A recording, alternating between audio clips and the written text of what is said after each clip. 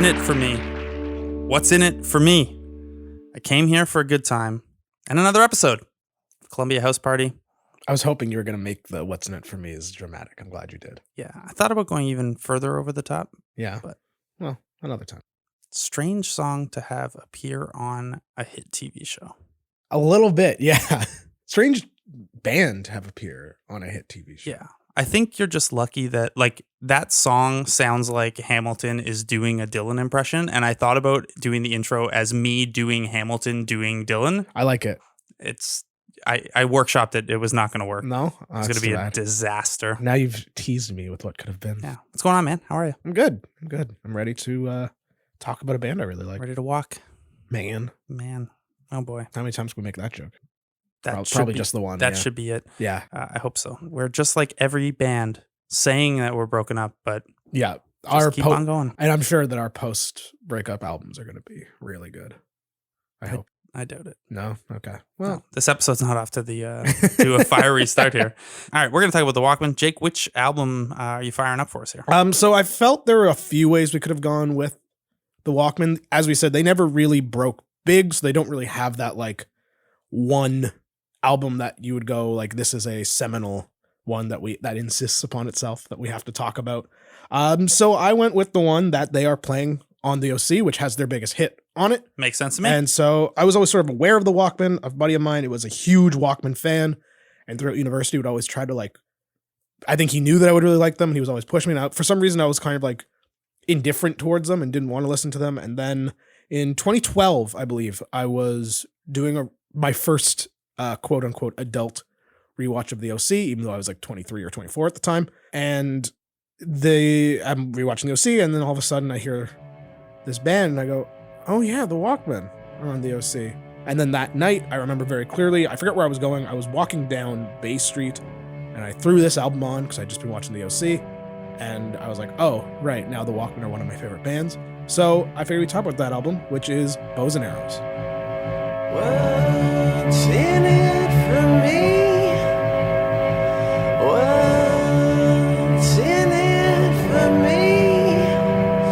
I came here for a good time, and you're telling me to leave.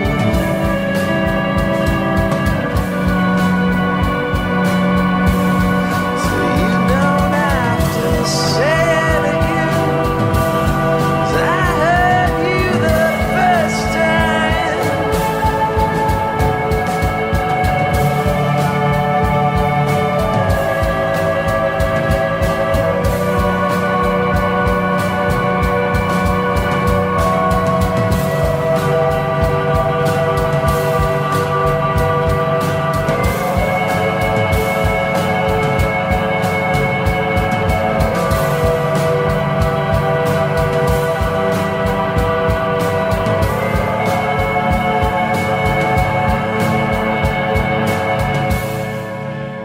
Come on, that's I think that's just his voice, man. no, I don't know. That's a little, you know what it honestly sounds like is Charlie Kelly. Doing Dylan. Yeah. It's funny. I never even made that connection until you said it, and now I can't not hear it. That song, by the way, is What's in it for me. It's the opening Yes, track the on first Bows and song. Arrows. So a lot of information on this album is going to be pulled from Meet Me in the Bathroom. What a great source material. Lizzie for Goodman's us. amazing book about the New York rock scene. If you have not read it and you enjoyed this show, you will absolutely enjoy this book. Go read it. It's amazing. Meet Me in the Bathroom will come up a few times Yes. on this show. So I'm bringing that up not just to say that it's awesome, because it is, but most of the quotes from this are from that book, and I don't want to have to keep saying that it's from the book. So there you go. So the Walkmen, all the members of the Walkmen grew up in and around Washington, D.C. They all played in bands together when they were younger, and they all went to the same high school, St. Albans School. They all moved to Harlem at the same time. And the band formed in 2000 out of the ashes of two New York bands. One was the Recoys, which featured Hamilton Lighthouser and Peter Bauer. The other was Jonathan Fire Eater, or Jonathan Asterisk Fire Eater, which included Fire Asterisk Eater. Fire Asterisk Eater, yes, sorry. Which included Walter Martin, Paul Maroon, and Matt Barrick. Jonathan Fire Eater, we could probably do Absolutely an episode on Jonathan Fire Eater alone.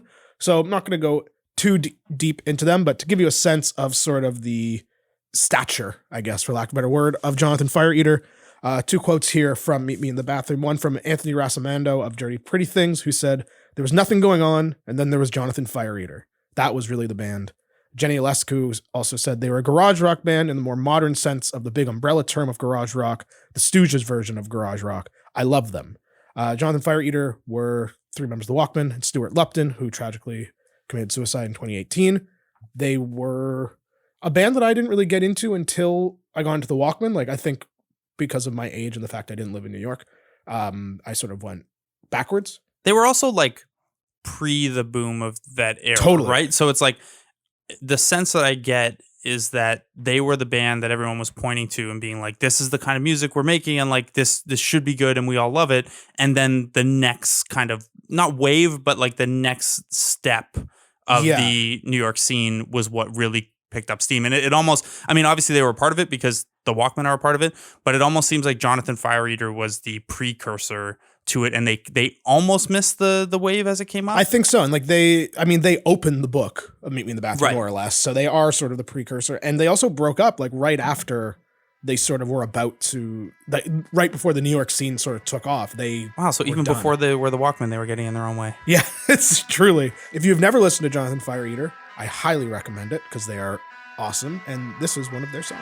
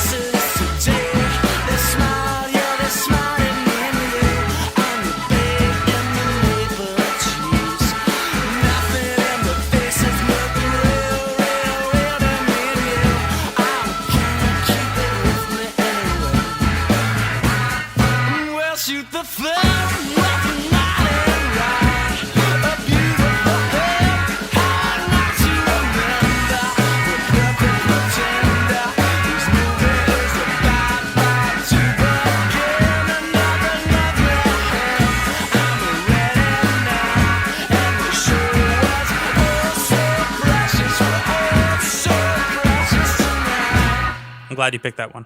That guitar tone is very like 1999, 2000 New York, I feel like. When the Curtain Calls for You. It's a great song. That opens Jonathan Fire's album. Yeah, I don't want to go, I want to go really deep into Jonathan Fire, but I also have another show to do. So we'll get into them on someday. Dave Sitek of TV on the Radio said, I only knew Jonathan Fire Eater because they turned into the Walkmen. Matt Berninger of The National, of course, said, the Strokes are undeniable, but for me, the Walkmen were the New York band that I held in high regard on multiple levels. Cool factor, songwriting, inventiveness, and originality. So the originality point is interesting to me because, like, I think maybe because they came from those two bands, they felt like a need to sound different. I think and, so. And like, you don't want to sound like Jonathan Fire Eater.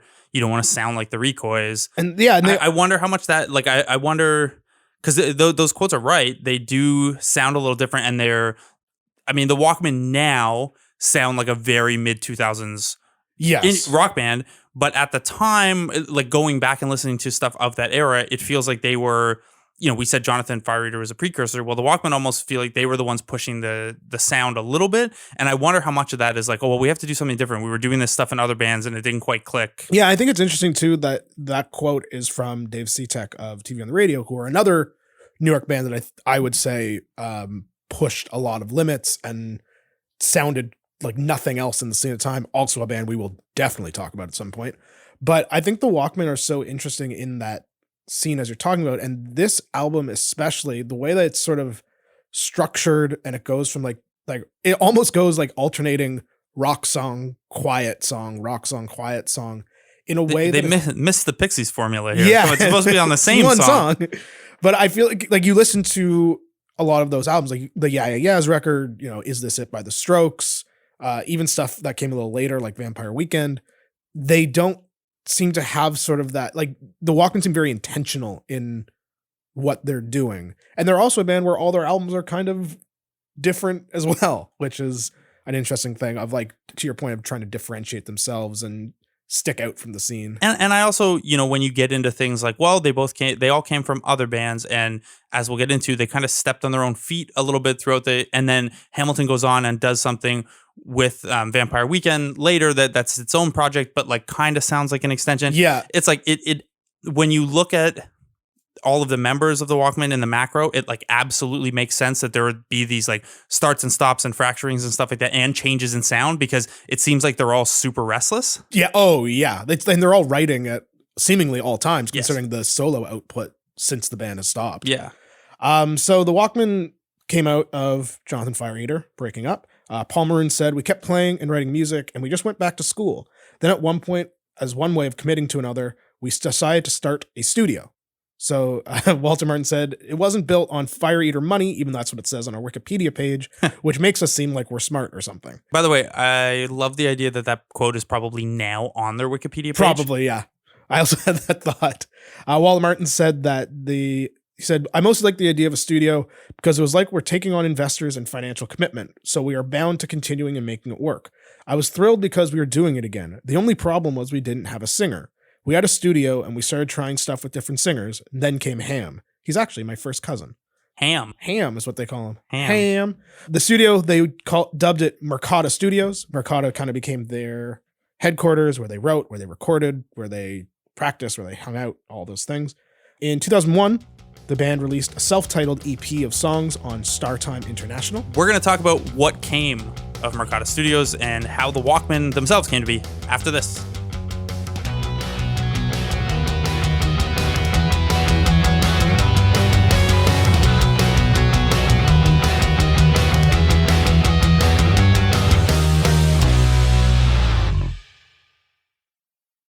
So the band opens Mercata Studios. In 2001, they would release a self-titled EP on Startime International. The EP featured a blend of upright pianos and other vintage instruments, which is sort of very Walkman-y.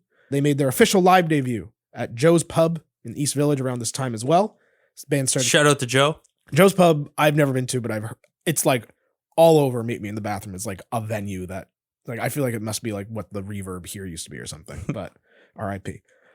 Field trip. Let's go. Columbia House Party field trip to Joe's Pub. Hey, if you're buying. I'm not buying you a trip to New York. No. Why? No. How well do you think this podcast is doing? Yeah, fair enough.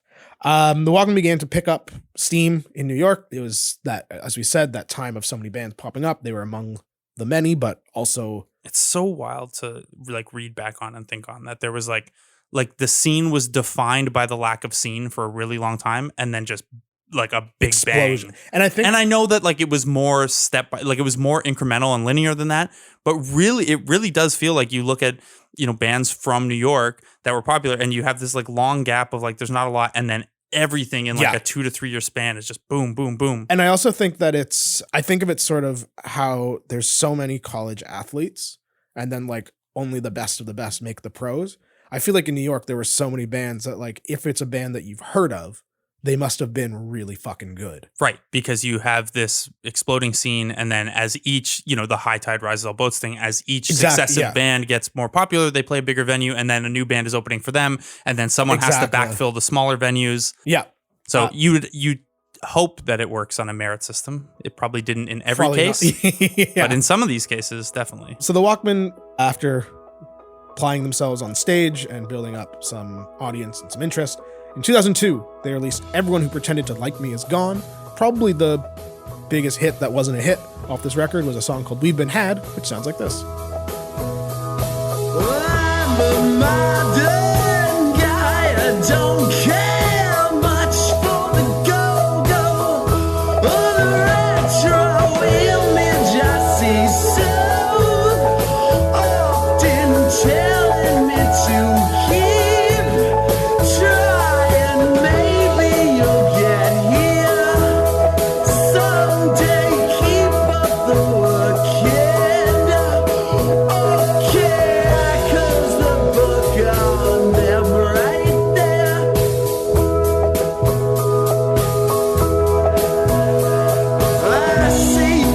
myself change as the days change over. I hear the songs and the words don't change. I write them out of the book right there. We've been had. You say it's over. Sometimes I'm just happy I'm older. We've been had. I know it's over. Somehow it got easy to laugh out loud.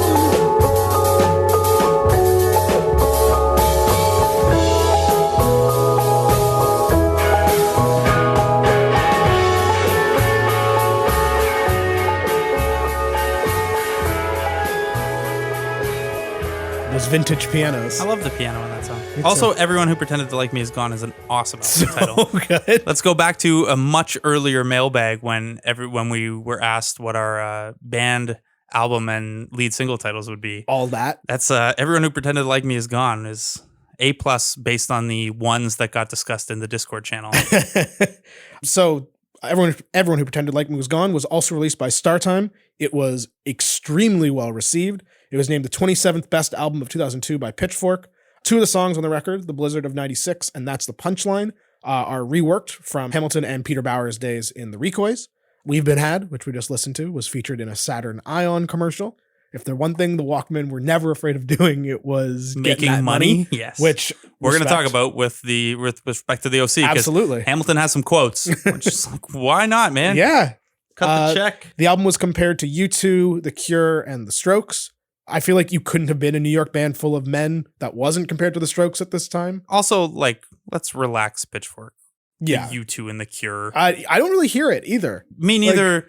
I went back and read the review and like I get what they were trying to do, but it's like not to take it back to Raptor stuff, but like if I'm trying to hype up a player and things that they're doing well and why I'm excited about them, I'm not comparing them to like, whoa, he's got an aggression like Michael Jordan and a handle like Right. Dame Lillard. I'm like, no, here's a much more reasonable comparison that won't make people throw their hands up and be like, all right, you're up your own ass, get out of here. And also like a comparison that also doesn't even like that Pittsburgh review is extremely complimentary because they really love the album, which is fair, but because it's a great album, but it's just like, it just seems like these are big bands.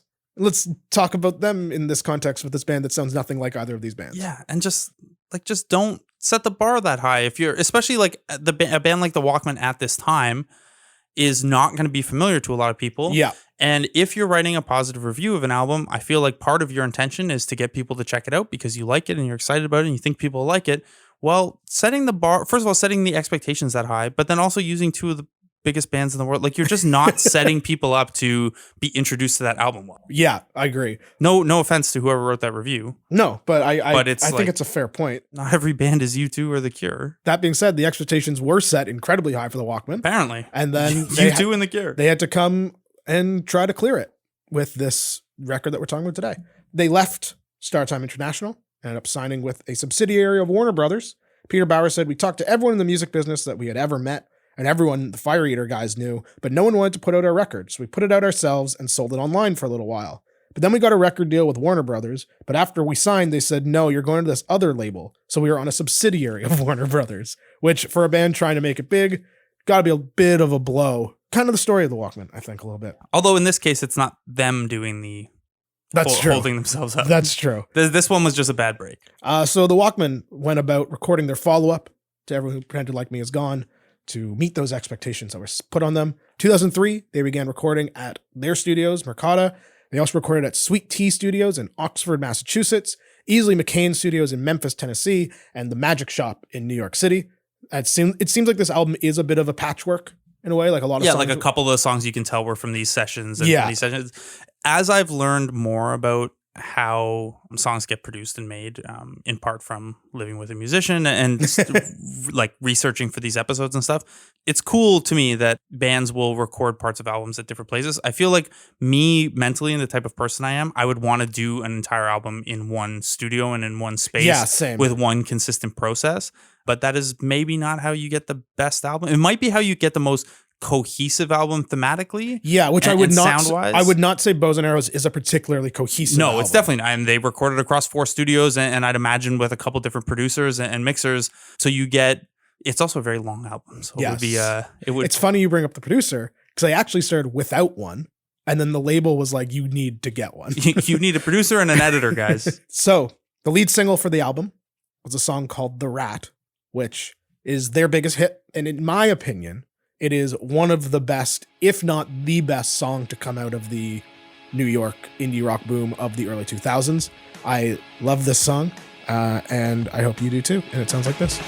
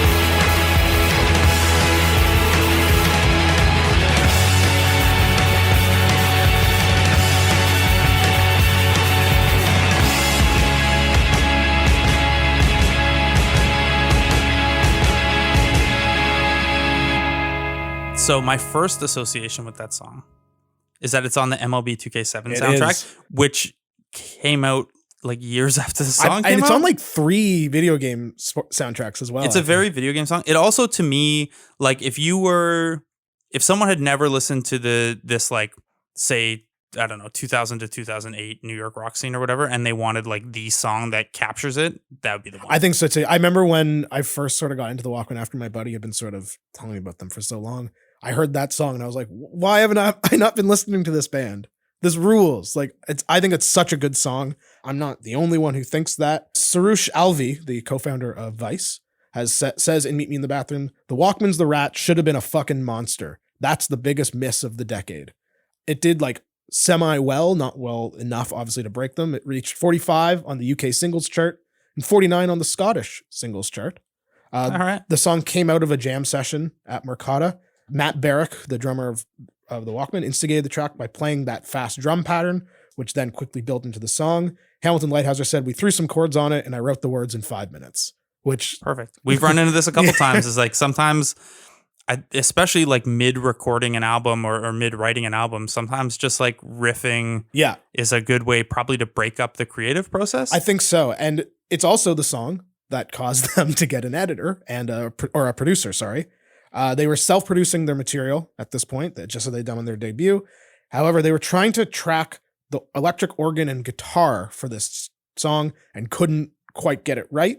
So the label said, please get a producer, which they did, named Dave Sardi, who ended up coming in and producing the whole record. Also at this time, they hired an intern who is someone you may have heard of, because Ezra Cohen of Vampire Weekend was the band's intern at the time and said that this song was originally called Girls at Night, which I don't know why it was called Girls at Night. I don't know. Yeah. I mean, The Rat is not a super accessible song name either. No, but Ezra Koenig was like part of the band, sort of their unofficial extra member who did not actually play on any of their songs, but was around in the studio. They said, we decided our studio, we needed an intern. So we put some flyers out that someone spread word and we interviewed a few people. The moment Ezra walked in the door, we were like, this guy's the coolest dude ever, which I don't know a lot about Vampire Weekend, but it seems like he has that vibe. Yeah, he's probably wearing 3 colored shirts at once with all 3 of them popped up.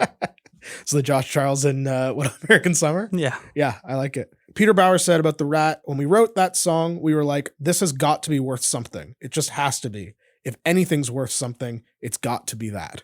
which I think is I think if you finish writing a song like that, you have to be like, we have something on our hands. And unfortunately, it never really took off for them. And which is crazy because like you look and Pitchfork had it as like the number 6 single of 2004 and number 20 of the 2000s when they did their 2010. It's like everyone loved this song. It just like maybe the like radio just wasn't ready for like maybe not ready. Ready's not the word because like it's not a complicated song. No, but like, it is a little angrier than the average New York stuff coming out of that time. Yeah, like, it's not Maps. It's not Last Night. Like yeah, it's not Jet putting like a wholly accessible spin on the sound. Like I'm not saying there's anything wrong with any of those songs. Like as we've discussed Maps and how good it is, and like obviously almost literally the best. Yeah, and like obviously Last Night is a classic as well. But there is a little bit more of an. It feels weird to say it's more of an edge than Karen O, which there isn't, but it's more than their radio songs. I guess. Right. Like I can see why this one didn't quite hit big like the other ones did. Although at the same time, like this was happening around like the end of the nu metal wave. That's and, like, true. It could have like obviously this doesn't sound anything like nu metal, but a harder like standard rock song. Like I don't know. I thought you would think it would have some crossover potential to just like reach a couple different audiences, and instead it only reached that like kind of niche audience. Yeah, the Pitchfork audience basically. Rolling Stone actually called this song one of the greatest songs of the century. I assume. Talking about the last 20 years, not the last 100, but still, like that's. I mean, I don't know my 1930s music super well. A lot of just like sousaphone. So the band started their promo tour for Bows and Arrows, as we discussed. They ended up on the OC, where they played 2 songs at the Bait Shop, "What's in It for Me," which we heard earlier, and this song.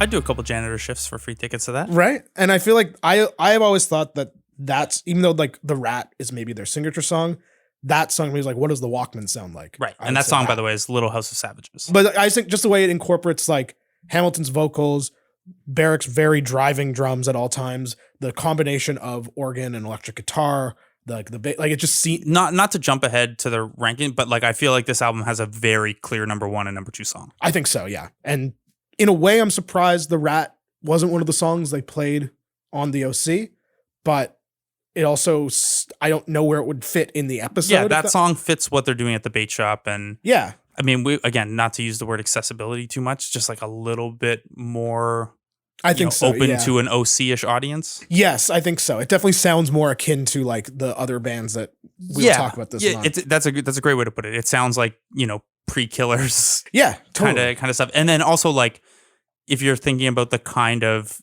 music that the kids on the OC would be clamoring to see, it's definitely on the softer side of what the Walkmen did, not the Rat more side. aggressive side. Yeah. It was also a very well-received song in the review of the album on Pitchfork, which was a 9.2 Best New Music review. So extremely complimentary. Which means they must hate it now. Yeah, exactly.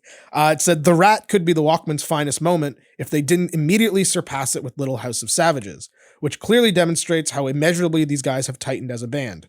Paul Maroon leads with a cyclical riff as the band unloads their full inventory of aggressive histrionics into the resulting hypnotically tangled mess like a rock and roll fire sale." God, I hate reading these. If I'll even concede that Lighthouse's voice now actually merits, albeit rarely, an occasional allusion to Bono if crossed with a gravel pit. When the Walkmen are in full on assault mode, the vocal comparison doesn't seem quite so silly. Which, like, I don't hear Bono in his voice at all, but I guess it is like an epic sort of sounding singing voice. But It's distinct. yeah, I don't really see the Bono comp either. But again, back to my earlier point, when you're making player comps or musician comps or band comps, don't go all the way to Bono. Fucking Bono. Like, 2 albums in a row. there are other bands. Yeah.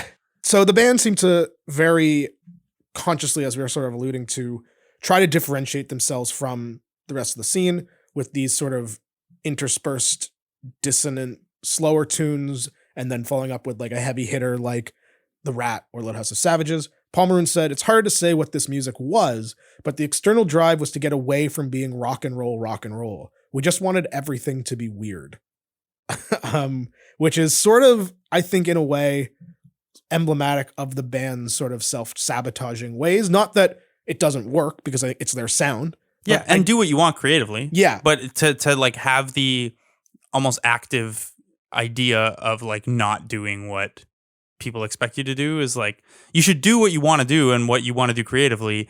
You should maybe not be doing things just to like be like, well, they don't, exactly. Let's they don't know what's coming next. Be weird. Yeah. Josh, it's like, hey, everyone really liked this. What if we do something else? Yeah. It's like, well, that only makes sense if you want to do something else. If you want to keep making the same stuff, there's some money in it. Yeah, and I feel like it also made them sort of like they were your favorite band's favorite band, if Yes. that makes sense. And I that's think a good way to put it. I think they very much appealed to a certain critic stream more so than they're a Pitchfork band. Yeah, for sure they're a Pitchfork band. Which is fine. That's not a criticism. No, But you know, there's a reason Pitchfork is Pitchfork, and everyone there's a knows reason everyone knows what you mean when you call them a Pitchfork Exactly. band. Josh Medell of the AV Club, in his review of it, said, "Next to the Strokes' stock still stance, Interpol's gloomy distance, and the Rapture's art rock scream, the Walkmen's second album, Bows and Arrows, positively exudes warmth and passion. With each successive recording, the Walkmen's history, as 3/5 of the hype casualty Jonathan Fireeater — hype casualty is a great Yes. term, by the way — becomes far less important than its future. Not as a potential next big thing or part of a geographical scene, but as a vital and vibrant force of its own."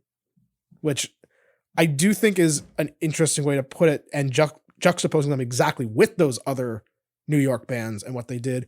But like warmth and passion is not what I would necessarily associate with the Walkmen, I don't think. Passion maybe. Relatively. Yeah, I guess that's true. Walter Martin said, "We came out of the gate pretty well because people liked our first record. We got on TV, and then we had The Rat, so people thought we were cool.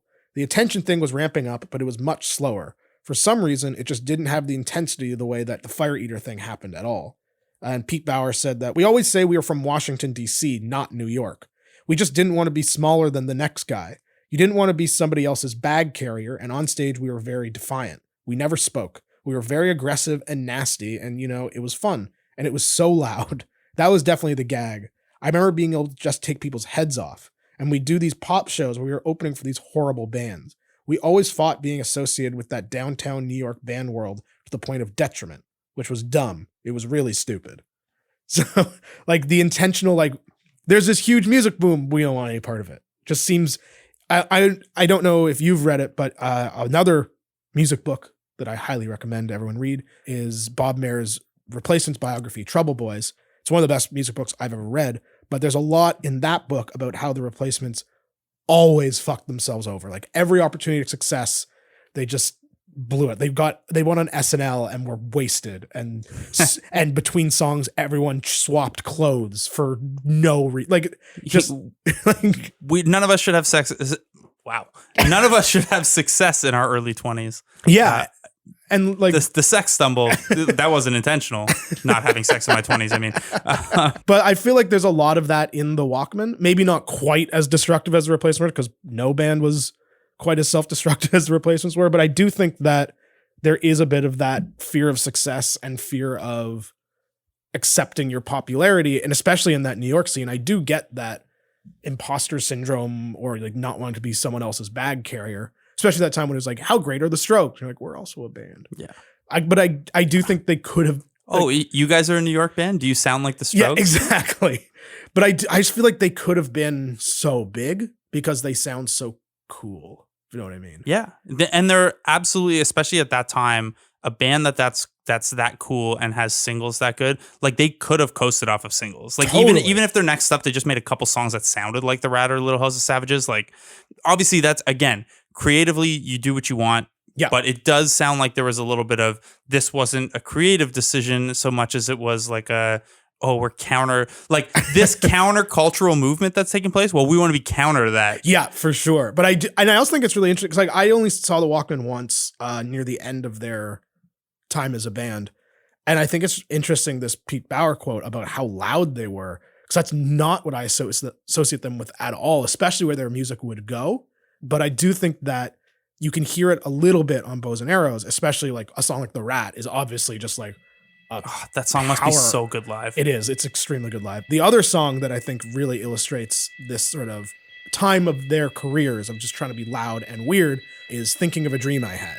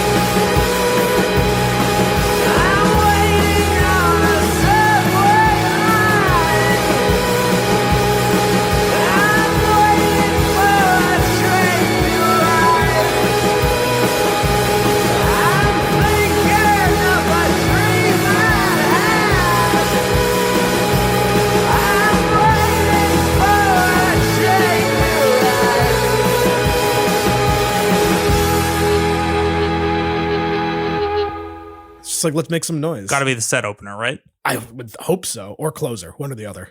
Nah, it's open if the Rat's closing. Come on. Yeah, that's fair.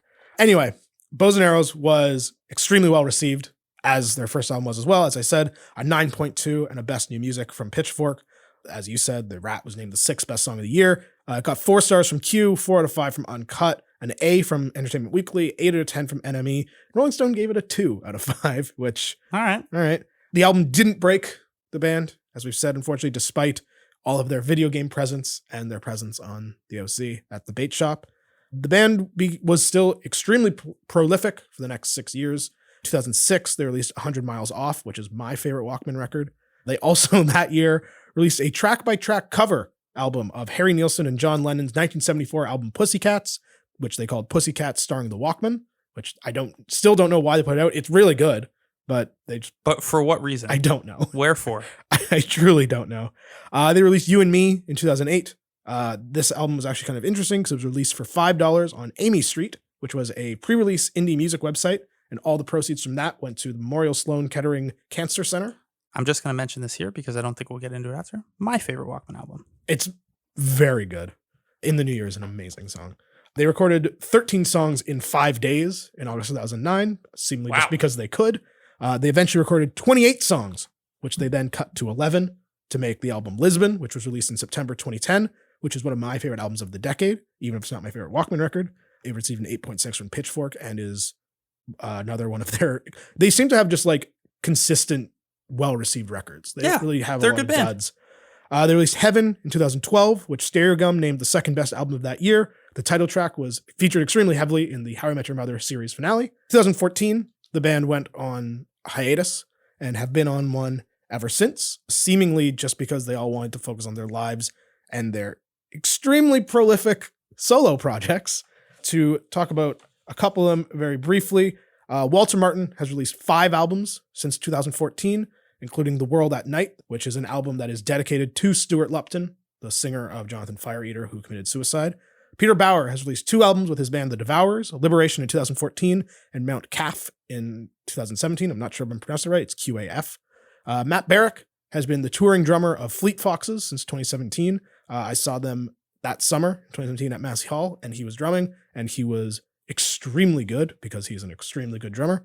And of course, Hamilton Lighthouser has gone on to, I would say, quite a bit of success as a solo artist. Yeah, I mean, almost as much as the Walkmen. I would at their say peak. so, Yeah, yeah. like especially in the last few years, that Still his selling stuff to car commercials. Yeah, his stuff with Rotsam has been like really well received too. Yeah. We talk about the Walkmen as a band that critics have loved consistently, even as they've fallen kind of out of the public consciousness. The Hamilton and Rotsam stuff has been really well received. Yeah, he has released 3 albums since 2014. His solo debut, Black Hours, in 2014. He released Dear God with Paul Maroon in 2015. And then, as you were just saying, collaboration with Rotsam from Vampire Weekend called I Had a Dream That You Were Mine in 2016. I like that album. Me too. And I really like this song. Sing to me softly, your words had lost me, but your voice sounds nice.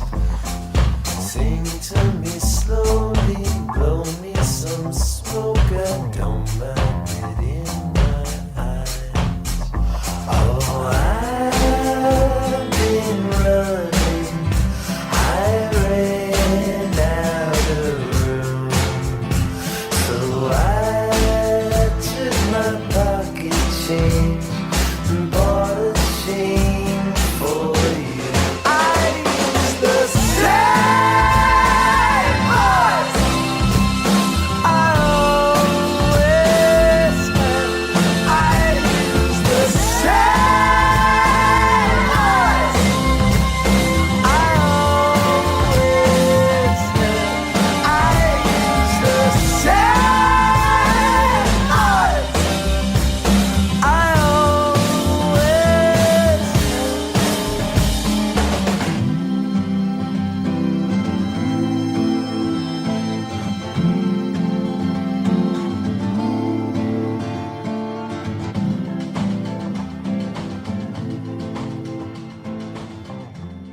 That song is called Sick as a Dog. It was on my best of 2016 playlist that I made for myself, which I like to do. It's one of my favorite songs of that year.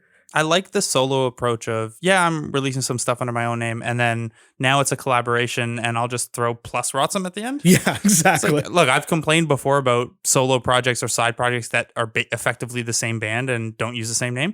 I'm for this. Yeah, I'm with it. And I think it's also, I could have my timeline wrong because I'm not the biggest, as I said, Vampire Weekend fan, but I believe that collaboration with Rotsam came out like right after Rotsam left I think you're Vampire Weekend. So it was sort of like his first project again post Vampire Weekend. Anyway, for them. but yeah. All right, we're going to talk a little bit more about the Walkmen's connection to the OC, how the OC used music, and what it did for the Walkmen and other bands around them after this.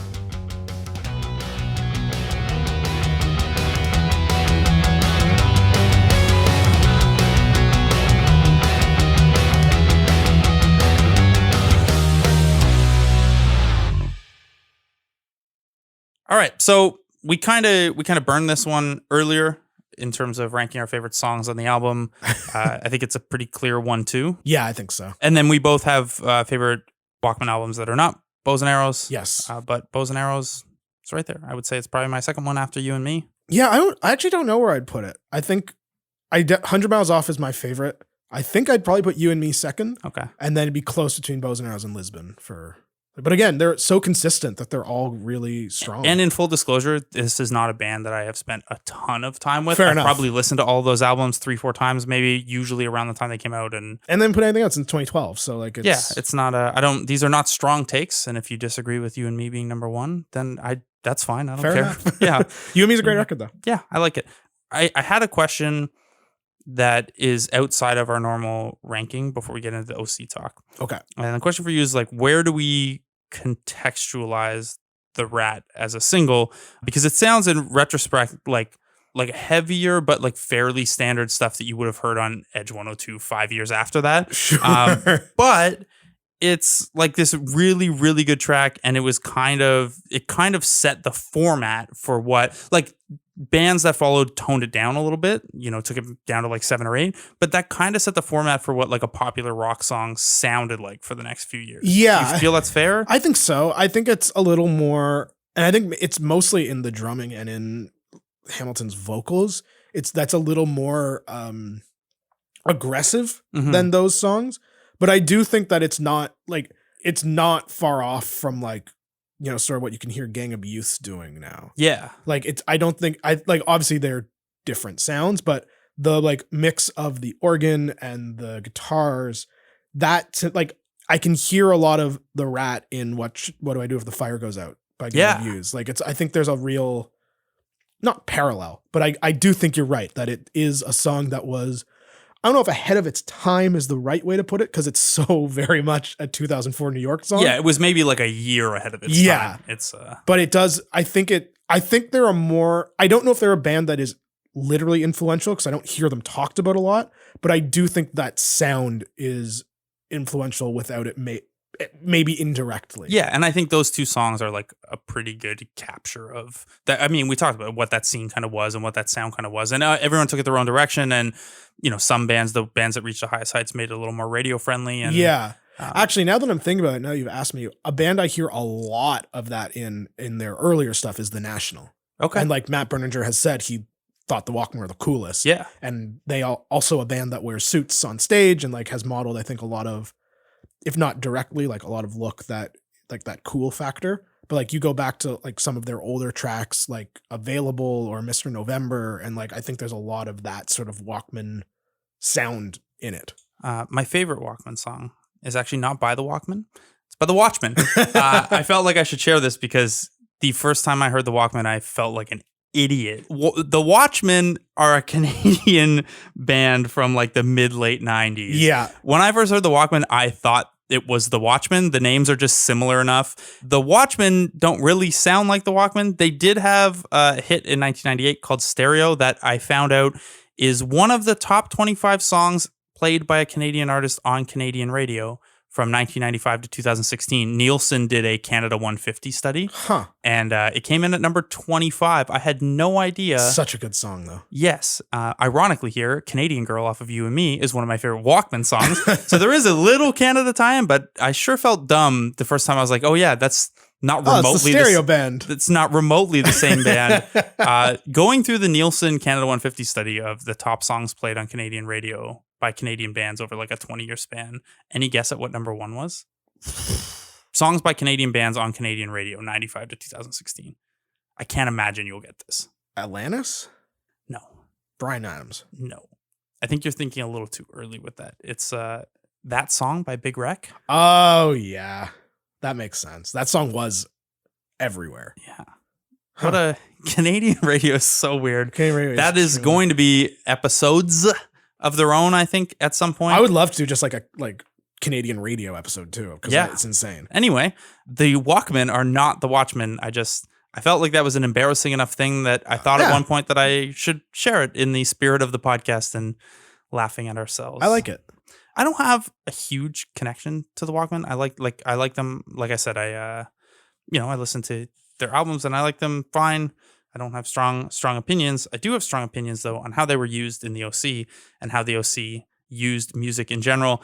This probably dates back. I mean, obviously, music has been used in film and TV forever, but the popularization of indie music as character building and scene setting was like, it kind of shifted around this time. Garden State kind of is the typical movie that did this. Yeah. I think it kind of goes back as far as Dawson's Creek too. Yeah. Where like they did a little bit of it. But Josh Schwartz. The direct like talking about it though, I feel like was. Yes. Josh Schwartz, he literally said that he wanted music to be a character.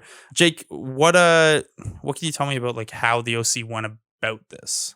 I mean, I feel like they're the first show, at least that I can remember watching, where people talked about music like people actually talk about music.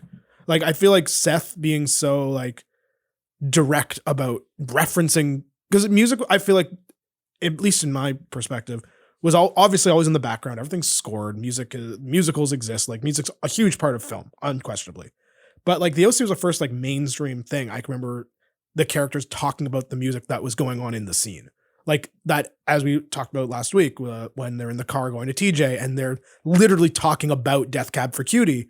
Or an entire episode is built around trying to get into the Walkman show. Yeah, I don't remember it being anything, at least for our generation, being so direct about it. Which is strange because like music is obviously such a big part of people's lives. And like, Yeah. and there are obviously instances like that 70s show, like they throw it back, but that's also like a time capsule piece. And it's like not the same and it's done thing. in like a winking way of like, hey, Yeah. remember this band? Like, No, was this is done in an current of earnest way of just like, this is how teens operate and this is Yeah. what they're talking about. And I think like you can look at things like, obviously it's not the first, like, but I feel like everything that talked about music this way in a film or TV setting was done about the music. Like you can listen, like you can watch High Fidelity, which is obviously people talking about music the way people talk about music, but that's the whole point of the thing. Yeah. The OC It's also like what music they're talking about has very little impact. It's talking about like the type of person who cares really deeply Right. about music. They don't. But music Like, for is a the focus, is Right. my point. Whereas in the OC, it's just like they're just tossed aside because that's how people talk about music. Right. People go, "Hey, I like this thing," and then they go, "Cool," and then they have a conversation about something else. Yeah. And I think the OC was so good at capturing that idea of a person like Seth who talks about music all the time, but it not being the focus. Right. Yeah. You're not, that isn't the music guy. It's Yeah. just a guy who the music is a part of his personality. Yeah, exactly. And I think that it did that- Sometimes to an irritating extent. For which sure. We cannot relate to. No, never. That's not the basis of this show at all. But I just can't think of another show at that time that was so realistic, for lack of a better term, about it. Yeah, it's great. And I mentioned that Josh Schwartz had said he wanted it to be a character on the show. It was also his feeling he wanted to introduce young people to music they wouldn't otherwise hear, which is a nice sentiment. And I think helped the bands buy into this. It probably didn't hurt that the indie bands were a little cheaper too. And then Alexander Patsivas, who was the music supervisor, has gone on to do Grey's Twilight, which the second Twilight movie has a killer soundtrack, as we were talking with Laura Mitchell off mic, Gossip Girl as well. So like you should get the impression right away from the OC that when Phantom Planet does they pull a Phantom Planet song as the opener. It also spawned 6 soundtracks as indie compilations that they referred to as mixes, and 3 of them charted in the Billboard 200, not Billboard soundtracks, just charted on the Billboard charts. I remember on the DVDs of one of the first 2 seasons, I forget which one, they had a feature where you could like turn on and it would be like every time a song was played in the background, a little text box would pop up and say what the song was. Oh, that's very like Prime Video when you can see who's in the scene and everything. But I think that shows like how integrated music was to the success of the OC when like literally a special feature on the DVD was what song is this? Yeah, it's interesting to go back and read the band's perspective on these kind of things too, especially with the Walkman. So Hamilton referred to it, he told Pop Matters, it was a solid, if ephemeral, means of promotion. Basically, he thought that it would help them sell records but not gain fans. So people would check them out, but you maybe wouldn't become a Walkman fan because of it, which is like a very pre-streaming age mentality. And this show kind of takes place right as we're entering a streaming or digital age. It is kind of, you're right, it is kind of the last pop culture piece about buying records. Yeah. Which is interesting. Yeah. He also said it was pretty weird to play the bait shop. He said, quote, "There were maybe 200 extras on the set pretending to just love us. And I had to sing along with the music. And of course, everyone else is fake playing. They're not even plugged in. So it was really an awkward scene for me. But I think you're just supposed to stand there and look cool. So I just tried to do that." I mean, he does look really cool, but. So Sean Rogers of Sub Pop said, "I think it's great that indie bands are on the show. It pays well in comparison to what most indie bands make touring or selling records. And the creator of the show loves that style of music. So it's kind of this win-win where the bands are getting more exposure. It's a little more money than you make. The OC gets to have this cool element, sell soundtracks, which... And I also think that's an interesting point about Josh Schwartz genuinely loving it, which I think adds an air of authenticity to it.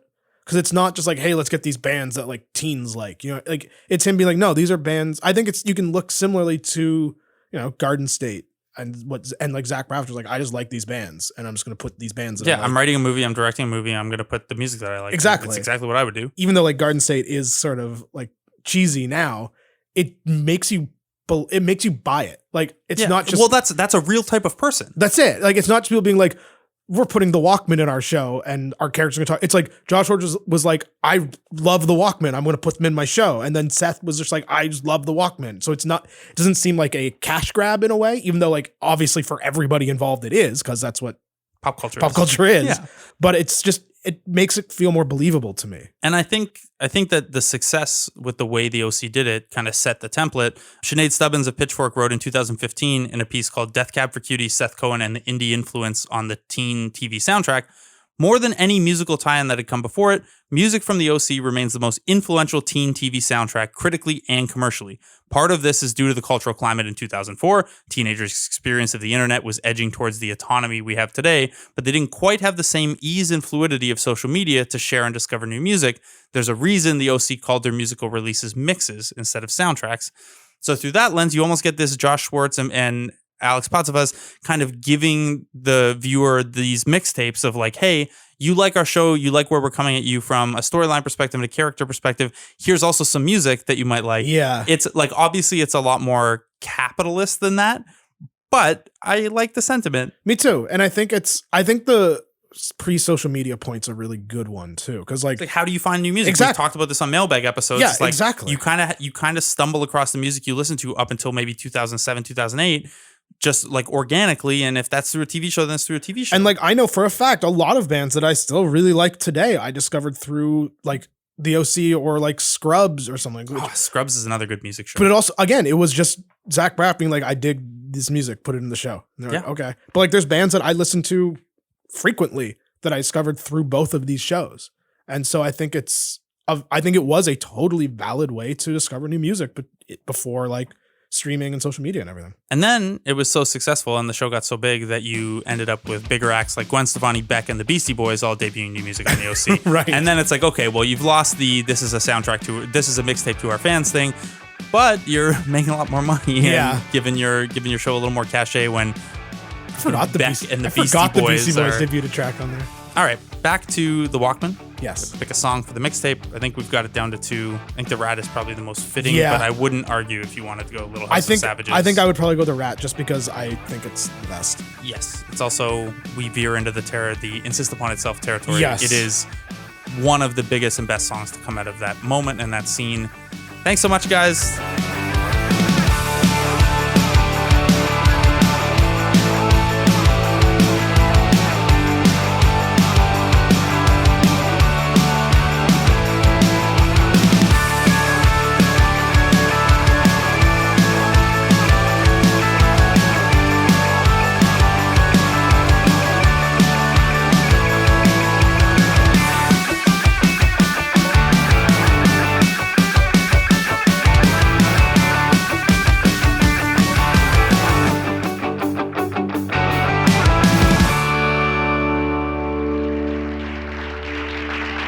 Hey, please try the fish.